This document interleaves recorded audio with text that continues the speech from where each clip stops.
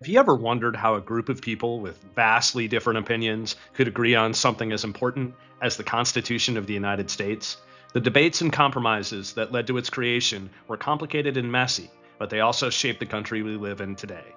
Let's take a closer look at the Constitutional Convention and the heated debates over ratification, and how the decisions made at that time set the stage for both the successes and struggles that followed. In 1787, the United States was struggling under the Articles of Confederation, the first government set up after independence. The Articles created a weak central government that couldn't enforce laws, regulate trade, or raise taxes. This made it hard for the country to function. The problems became more obvious after Shays' Rebellion in 1786, when farmers in Massachusetts, angry about unfair taxes and debt, took up arms. The rebellion showed just how fragile the system was, and many believed the country needed a stronger government to survive.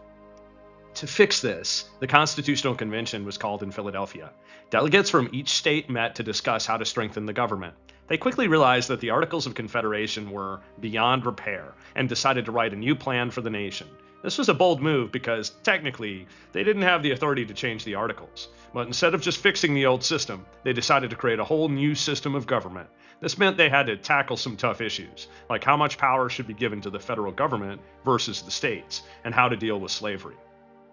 One of the biggest debates was over how states should be represented in the new government. The Virginia Plan, proposed by James Madison, called for a government where states with larger populations would have more power.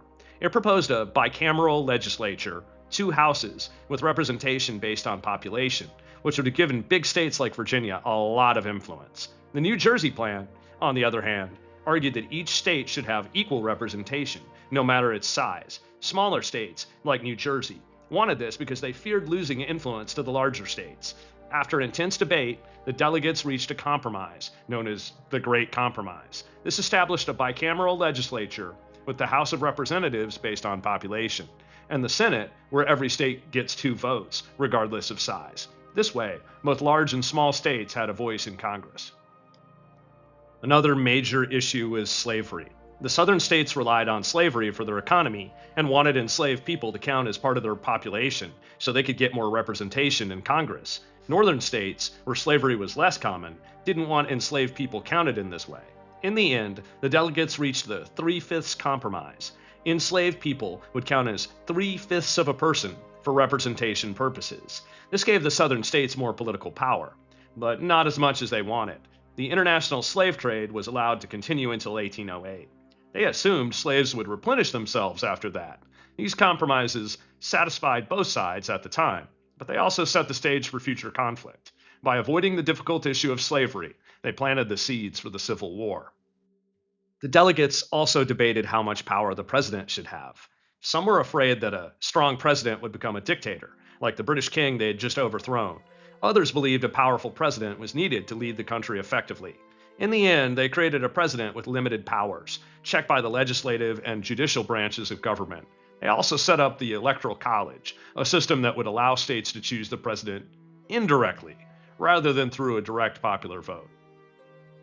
After the new Constitution was written, the next step was to get it approved by the states. This is where the real battles began. The country was divided into two groups: the Federalists, who supported the Constitution, and the Anti-Federalists, who opposed it. The Federalists, including Alexander Hamilton, James Madison, and John Jay, argued that a strong national government was necessary to keep the country from falling apart. They wrote the Federalist Papers, a series of essays explaining why the Constitution was a good plan. One of the most famous, Federalist Number 10, written by Madison, argued that a large republic would prevent any one faction from gaining too much power. Federalist Number 78, written by Hamilton, explained that the judicial branch would act as a check on the other branches, preventing them from becoming too powerful.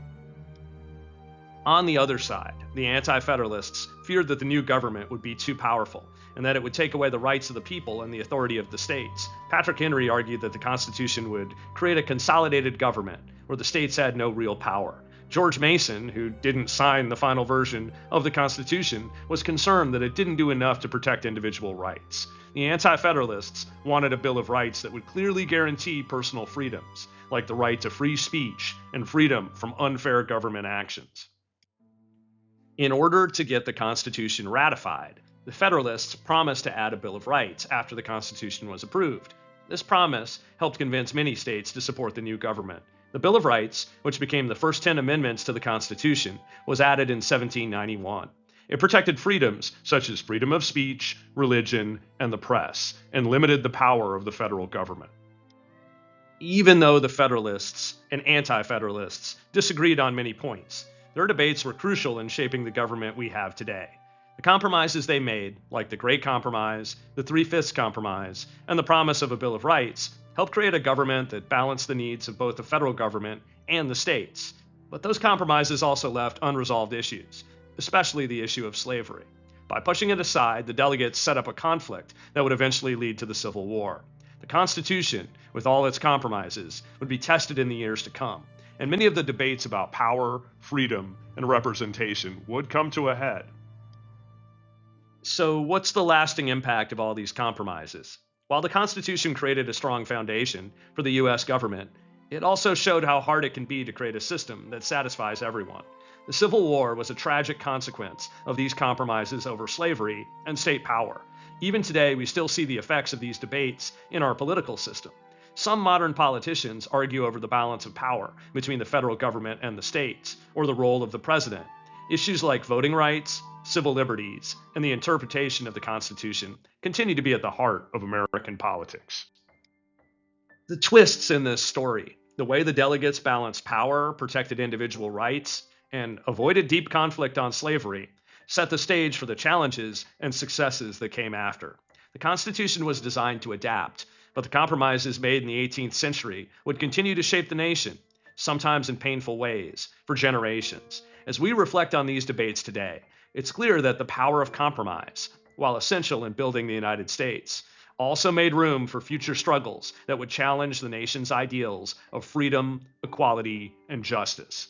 The Constitution is a living document, but the debates that started are still alive in American politics.